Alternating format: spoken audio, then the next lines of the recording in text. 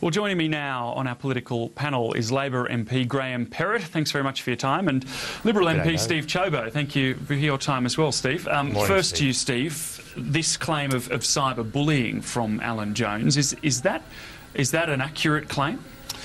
Well, I mean, no doubt he feels that it's accurate. Whether or not it is something that I guess the public will make their mind up. I mean, one thing that's clear is that his comments were outlandish, and he's acknowledged that, and I think universally people have acknowledged that. Now, obviously, there are elements within those that are on the left side of politics who say, well, let's rally against this, let's make sure we press home the point. And look, they've got every right to do that. Ultimately, of course, though, for the advertisers with the show, they make a determination about whether or not they believe their interests are served by being on the program. Graham Perrett, what do you make of such a relentless and pretty powerful campaign, not just against Alan Jones, this is against the advertisers that put their ads on that radio station? I must admit, it is as a bit of an observer from here in Queensland, in southeast Queensland, we don't get the joys of that particular shock jock. So we have our own shock jocks to worry about. Look, people making decisions based on a social media campaign, that's as Steve said, it's perfectly legal, it's perfectly allowable. If it's a case of chickens coming home to roost for this shock jock, I think he seems to be a deeply flawed individual, and finally people are waking up to that. If people want to do that through social media, I mean, good luck to them. I don't have to listen to him, thankfully. The ALP tried to link his words with the Liberal Party, particularly Tony Abbott, by, in their eyes, creating an environment that allowed people like Alan Jones to flourish. What do you make of that, and particularly in light of the appearance of Margie Abbott on the scene, defending her husband in the face of these allegations that he doesn't handle capable women very well? Well, I don't think it was a... Sorry, I don't think it was a huge leap. I mean, it wasn't the University Chess Club that Alan Jones was speaking at, it was the University Liberal Club. So, I mean, we're not just grabbing for connections here. I mean, surely when Tony Abbott says that, he's happy to go on Alan Jones's show anytime. I mean, I've heard him on there before. It mustn't be a very particularly pleasant experience. I don't have a problem with making that connection, because it is the Liberal club that Alan Jones was speaking at. And I understand he's a Liberal, or has been a Liberal candidate. He doesn't seem to be a big fan of the Labor Party, that's for sure. Is anybody these days, Graham? Well, we'll see, Steve, we'll see. Steve Ciobo, Nicola Roxon said that Tony Abbott was fair game yesterday, that sure.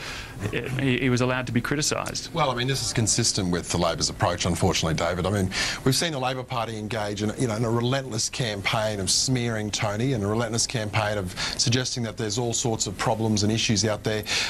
You know what, if they were going to be real about it, if they want to make out that Tony Abbott has a problem with women, then they need to make out that Julia Gillard has a problem with men. And in fact, more women support Tony than men support Julia Gillard. So, I frankly think it's quite pathetic. I think it's quite pathetic that members of the Labor Party, and in particular senior front benches like the Attorney General, go out there in the public, besmirch and smear Tony as much as they possibly can. Meanwhile, they turn a completely blind eye to a whole litany of highly offensive comments made by people closely associated with the Labor Party.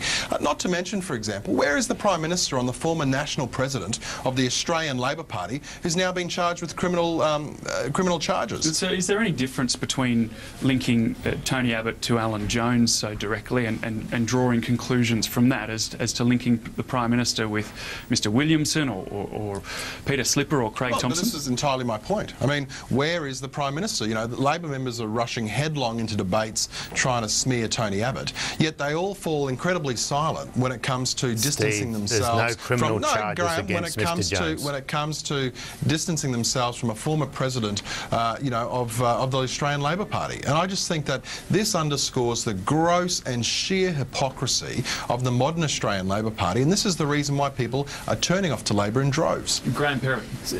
Steve, if Steve's going to suggest that Tony Abbott time in the 43rd Parliament has been a shining light for bipartisanship, you know, that is ridiculous. Because the reality is Tony Abbott has created an atmosphere where he's tried to knock over the government. I walk down the corridors of Parliament House and I see signs saying... Hello?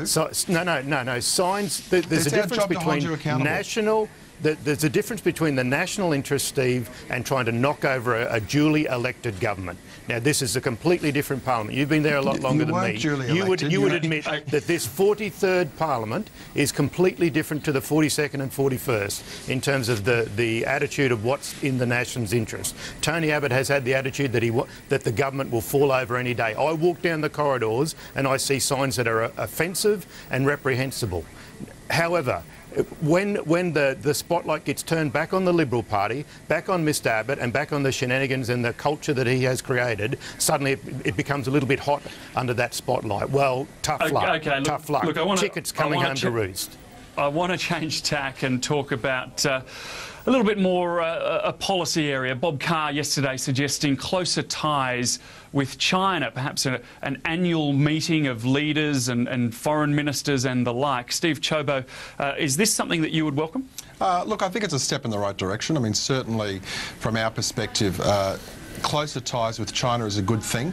Of course, much of Australia's economic future is tied directly to the way in which China's economy is performing. So that's a welcome step.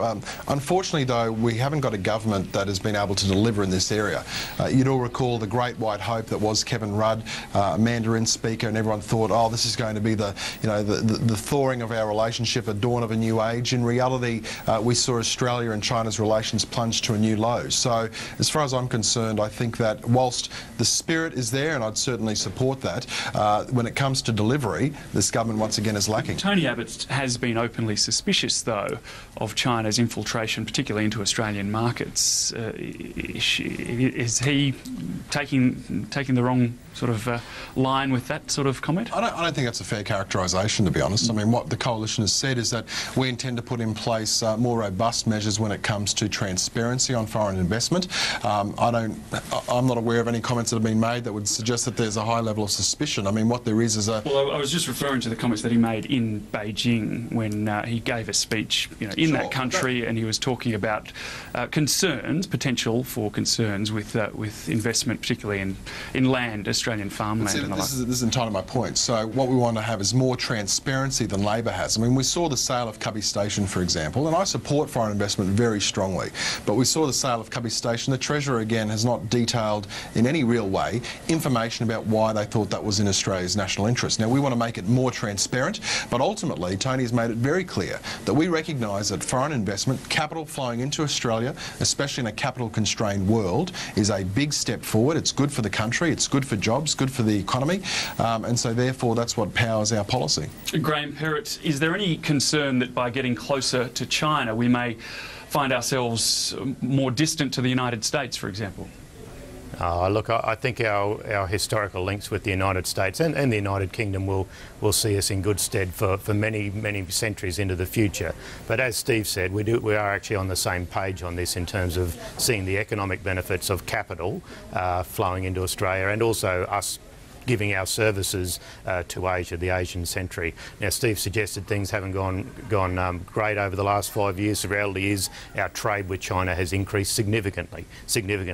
And being a Gold Coast MP, he would see the great benefits that would come with having more Chinese tourists come to the Gold Coast. Now, unfortunately, there are people on the front bench that sit with Steve on the front bench of the opposition who think that Chinese investment is a bad thing, that capital coming from China is a bad thing. I've seen ads on your network, in fact, David, with Barnaby Joyce saying that it's a bad thing. Now, I've had the Parliamentary Library have a bit of a check into how much foreign land that has been bought by foreigners has actually gone overseas, and apparently none of it has. It's all still in Australia. So most good economic managers would understand the benefits of capital coming in and that being a good thing for a trading nation like Australia. Sadly, Steve's got a couple of people sit beside him in his party room that have a bizarre view of our relations with the rest of Asia.